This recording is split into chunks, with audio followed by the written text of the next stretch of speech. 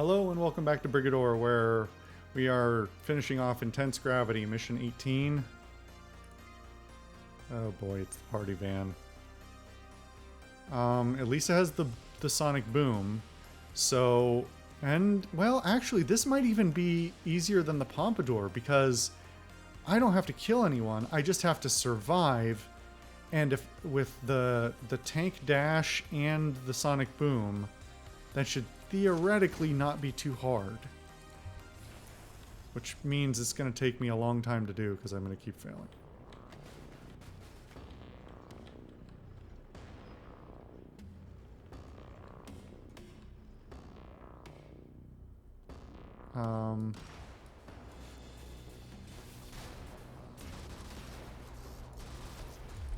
Yeah. Didn't think about the few that I do have to kill. And this loadout is not going to make that easy. I don't even know what this gun is. I don't think that's what's been equipped on it before.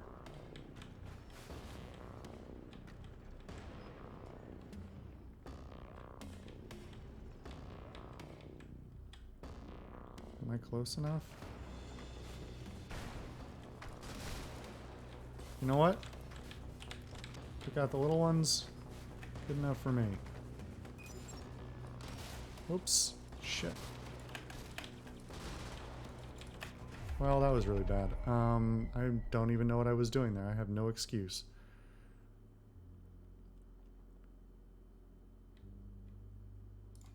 Gotta get a feel for the party van again, I guess.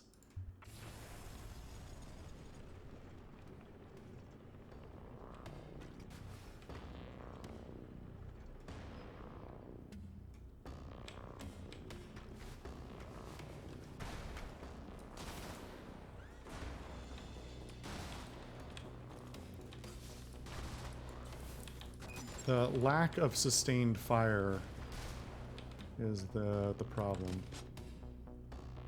I guess I could just sneak up and flatten everyone one at a time.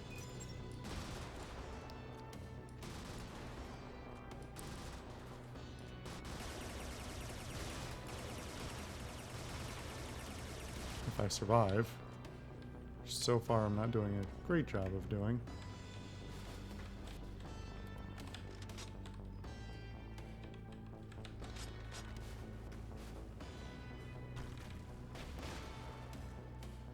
Wow, you guys killed each other pretty good there.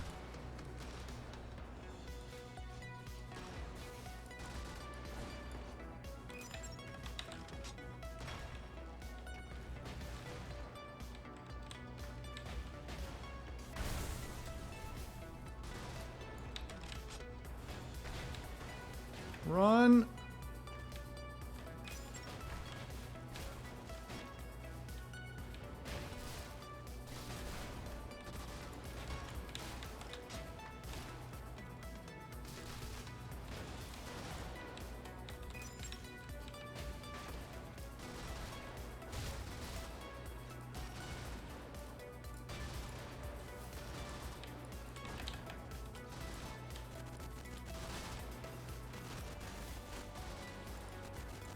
I cannot go toe-to-toe with that thing. Okay. I can't kill that.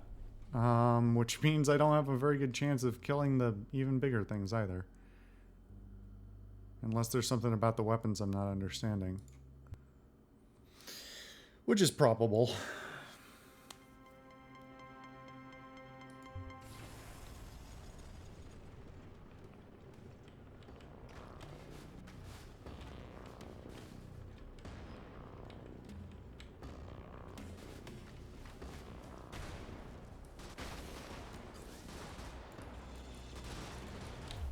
Wow. Ruined immediately. I'm only going to try this a few more times. I don't really feel like getting stomped over and over and over. This thing has no health and shields. This is just not the loadout for this.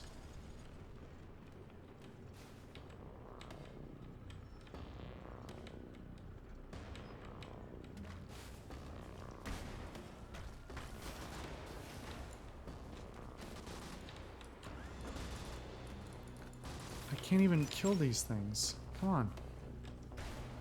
Fuck's sake. The sonic boom weapon is the best weapon on the entire loadout. Son of a bitch, I missed it. Now I'm screwed. I mean, as soon as I get caught by anything.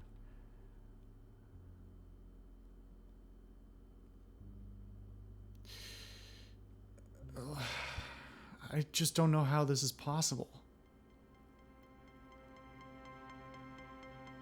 I know there's a game speed setting. I've never touched it. It seems weird and not like what I would... Not something I expect the game to have. I'm sure I'll try it at some point. It just... I find it too bizarre to even want to try right now.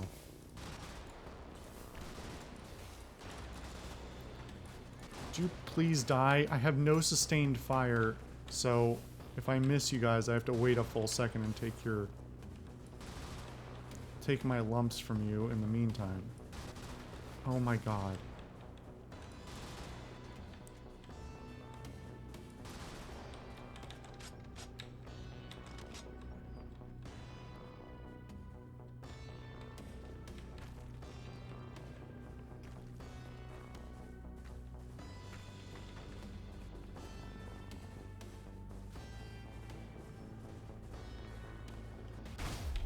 Well, that feels like the confirmation I needed.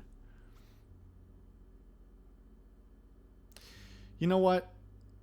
I owe you guys a whole bunch of lore because I keep forgetting to read it. I need to like leave myself a sticky note or something. Read the fucking lore. All right, so we're not going to do this with this loadout. We're going to move on to Idiot Tempers in the next episode, but between then and now and then, we're going to read some lore and some intel. Let's learn about Central. Central. Great Leader's Inner Sanctum, the Eye of the Storm. Big commercial stuff, financial districts, etc. are all in the Outer Ring, but that's not Central, despite what you hear from big talkers who say they're from Central. No, those are Outer Core districts. Inside the Outer Core is an even higher security donut. Solid kilometers of road and nothing else from gate to gate. No cover, no concealment, just floodlights and watchtowers. Looks like you're approaching a prison. So even if you made it through the previous sectors, they've got more than enough time to light you up before you can do so much as bleed on one of the district gates to Central. Central is kind of a letdown after all the televids set there that are actually shot in the Outer Core. It's not that big, and ringed by the most orbital guns and sentry guns per square inch in the entire city. Central is where the War Council meets Great Leader. Other important ministries and other essential government functions happen there. Almost all of the bigwigs commute daily from the Outer Core despite it being a massive pain in the ass, because most people don't actually like being in Central. It's too locked down. All grim, brutalist concrete bunkers.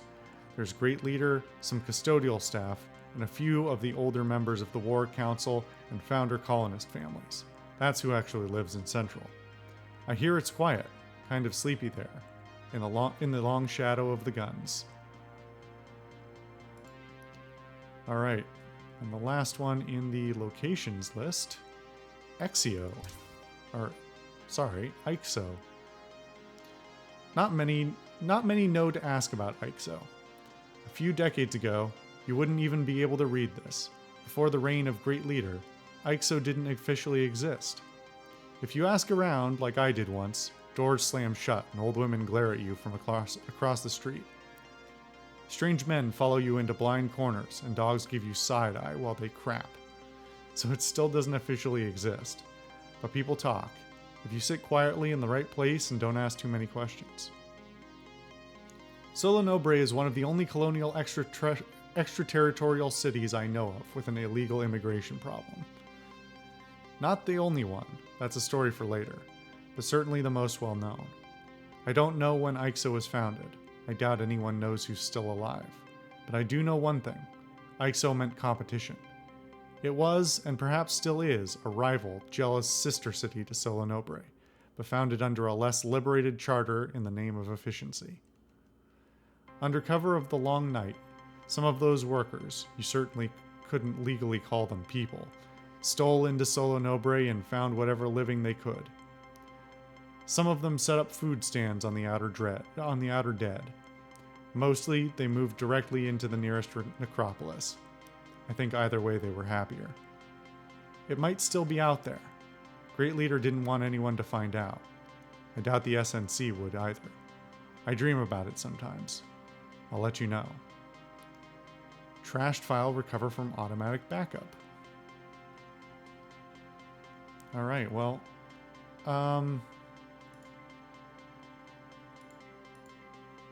Didn't we already read this? Am I crazy?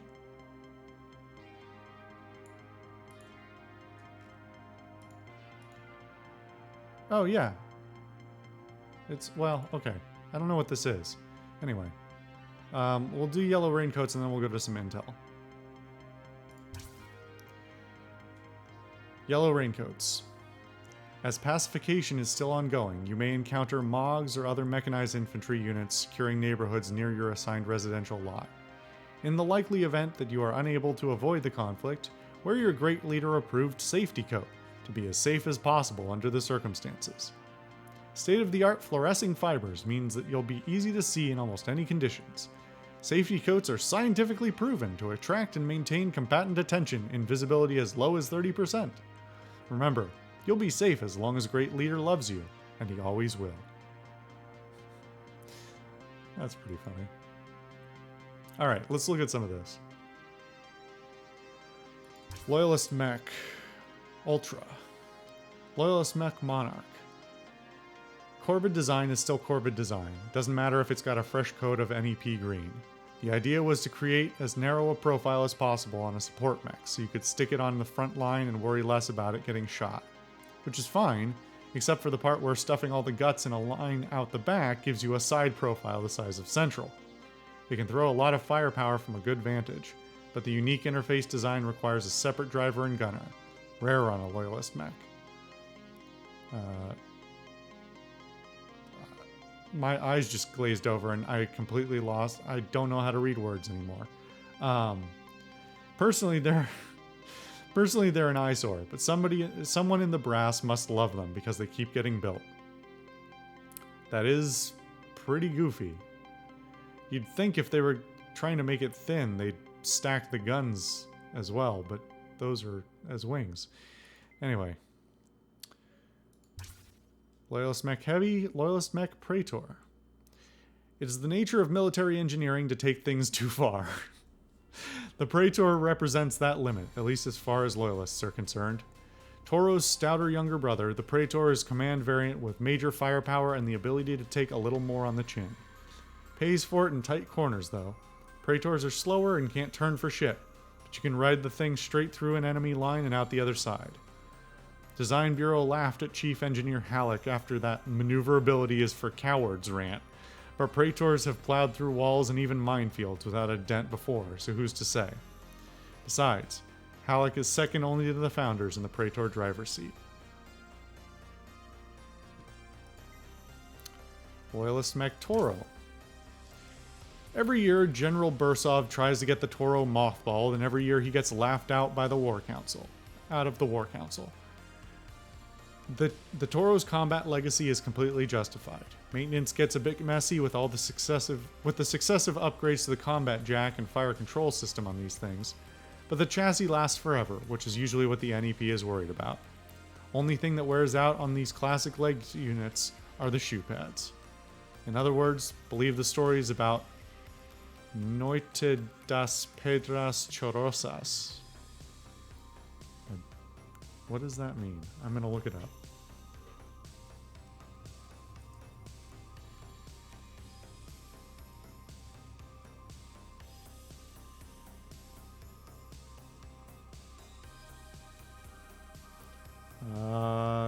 Come on, help me out here.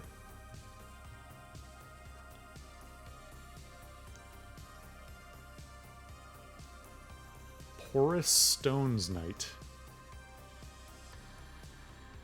Okay. I'm guessing that's Might be sort of analogous thing to like Crystal Noct or something like that. Anyway, Loyalist Mech Swede. Whatever team designed this was so in love with the weapon housing, they forgot to leave room for the pilot. Driver height maxes out at 1.68 meters, and even that's pushing it. Seat straddles the generator housing with far too little insulation, so taking a Swede out for a jog will max out the cooling system and still leave the driver in a puddle of their own sweat. As a result, Swede drivers suffer the double indignity of being both short and unhygienic, a lethal combination against hopes of promotion or romance. They're an idiosyncratic lot, and fork drivers in particular pride themselves on always having jokes at the ready about how to kill a Swede. The only redeeming quality is that it's actually quite effective in the field, which explains the continued development despite shortfalls on cockpit design. Yeah, where even is that the... I think that's the cockpit up there. Alright, one more. Loyalist Mech Mantis. The newest addition to the Loyalist roster of heavies, the Mantis straddles the gap between light and heavy chassis. Though still retaining a fair degree of flexibility when it comes to loadout, the Mantis was originally designed around a dual galena housing. The lighter mounts, plus the combined knowledge from prior mech designs, drops the upper chassis tonnage to nearly half that of a Praetor, despite using the same power plant. Can't quite keep pace with a Fork or a Sparrow, but that higher foot speed means recon spears can actually roll in with heavy support that can take a beating. Mantis drivers tend to be lightning rods, both on and off the battlefield. That's why they've always seen they're always seen cozy with Fork drivers off duty.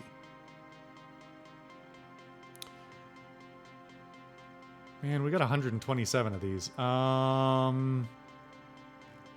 You know what? I'll give you a couple more. Loyalist Mech Light. Well, maybe we'll do all the Loyalist Mechs. 7 more. I got the money. Loyalist Light Mech Buckmaster. Pure killing machine.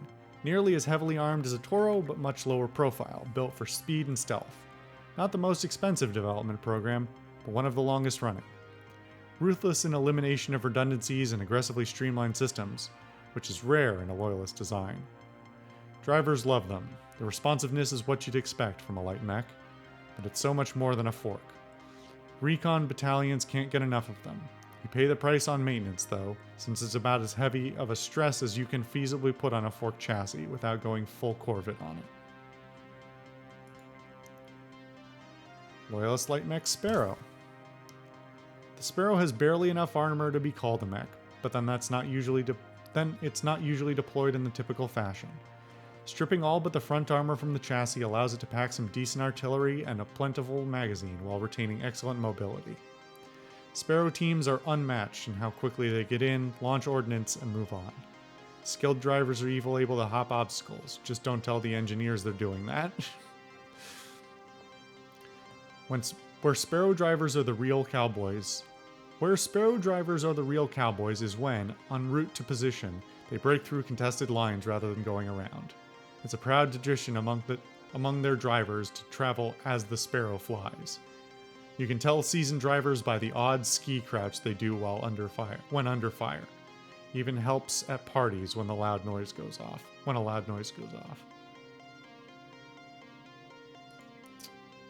Loyalist Light Mech Marlowe. Where the Buckmaster was built around the Zeus, the Marlowe was built around the Galena. Once NEP Brass got over the whole uproar about the Galena and realized it's the best thing the Design Bureau has produced since the blockade, they ordered 2 mechs to be built entirely around it. The heavy variant became the Mantis. The light variant is the Marlowe. Doesn't have the flexibility of the Fork, but keeps most of its speed, at least on a straightaway. Packs a punch without killing your mechanics with maintenance either, unlike with the Buckmasters. Loyalist Light Mech Fork. Staple like... You know, I was going to let that go, but I'll re-say it. Loyalist Light Mech Fork. staple light mech of the NEP. Built in such high numbers, I've seen a few in police colors and roof lights. Significantly lighter and faster than a Toro, but also much more lightly armed and armored by comparison. Toro drivers can't stand them, can't get their head around maneuver warfare over dealing blunt force trauma. Great turning radius and speed, plus a wicked little stomp. Official designation is the Vorwerken, but nobody has ever liked saying that, or saying or writing that. Okay. I hope that made up for my lackluster performance with the party van, because frankly the party van gives me the heebie-jeebies. Anyway, thank you guys for watching more of Brigador. Hope you're enjoying it. Let me know your thoughts. Let me know. I am going to try and do lore and stuff, lore and all the other things more consistently in every episode, but I've just not been doing a good job of it. I apologize. Anyway, thank you for watching. Let me know your thoughts, and I will see you guys next time.